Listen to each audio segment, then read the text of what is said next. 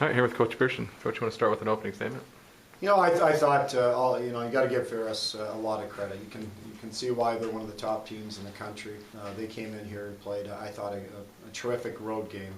They took advantage of their scoring opportunities and cashed in, and thought they got a great performance from Charles Williams in net. Made a few big saves at critical times for them, and really kept us from getting anything going. So we just couldn't get a spark or any intensity or in the game tonight. It was their night, and all the credit goes to Ferris. They did a great job. Did you guys take some penalties that you don't like? We took a lot of penalties we don't like, and we talked about that last night and talked about it again this morning. But I think we took 3 power play opportunities early in the game when the ice is good and you're still fresh away with some bad penalties. So and you're some of your better players. Yeah.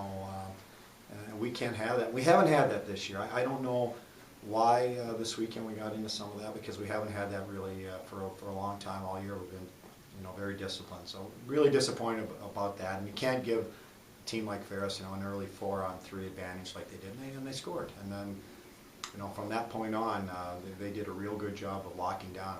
We did not create much tonight offensively. Seemed like in the second period you guys seemed to be building a little bit. Then Alex gets that 4-minute penalty and they score right afterwards. How much of a killer was that as far as the momentum you guys seem to be building? Yeah, I thought that sequence right there at that point of the game was really the game. We're 4-on-4. We have complete control of the puck. Really very innocent play. And I give their guy credit. He did a real good job, played strong, stripped us, walked in, great goal. Now, shortly thereafter, we get a great opportunity to get back in the game. Malcolm walks in on a breakaway, and a great shot, hits the crossbar, comes down, and just doesn't go in. But that sequence in the game, I think, really defined this game tonight. 2 power plays at the start of the third period where you come up empty. Does that sap energy? It looks like that jump wasn't there after that. Well, you know what? We didn't have the jump even before that. But no question, I think power plays can really be a negative on your team if you're not producing and you're not even creating chances. Yeah, we just did not have that energy tonight for whatever reason. We just did not have that jump, that edge that you need.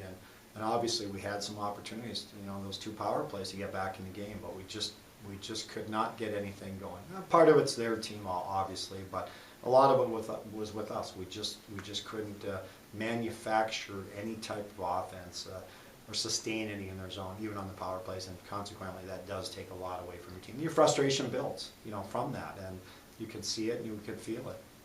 You switched out Dennis and Jake tonight for Malcolm and Daniel. There's the old adage, if it ain't broke, don't fix it. Why did you make that decision to switch those guys out and in at this point? Yeah, we decided to go with a couple fresh bodies tonight. Malcolm and Daniel Holmberg have played well in practice. They've earned the opportunity to get in some games.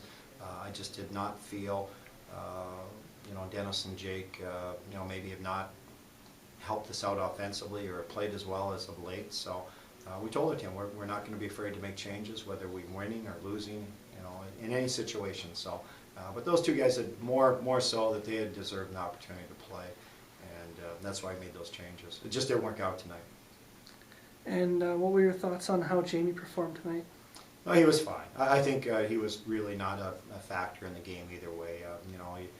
If you point to one save you'd like to is that second goal. If there's a way he can come up with a save on that, but it's a good goal. It's a breakaway. The guy walks in, and like I said, that sequence there where they score, we don't.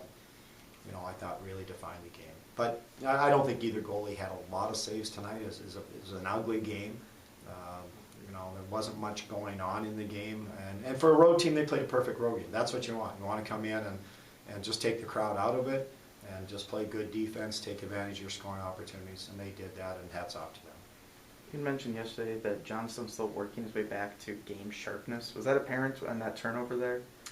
Well, yeah, I thought he read the situation. The sense of urgency. You have to have a sense of urgency in situations like that.